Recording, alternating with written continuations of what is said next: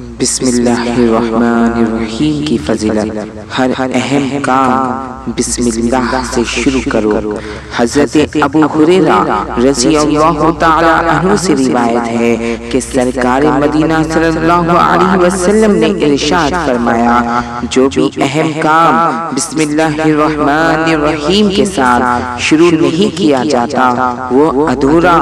اور نامکمل رہ جاتا ہے۔ پیارے اسلامی بھائیوں،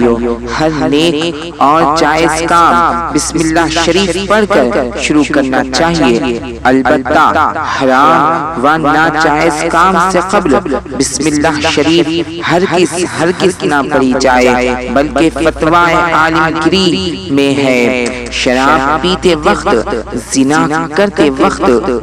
جوا کھیلتے وقت یا چوری کرتے وقت بسم اللہ کہنا کفر ہے۔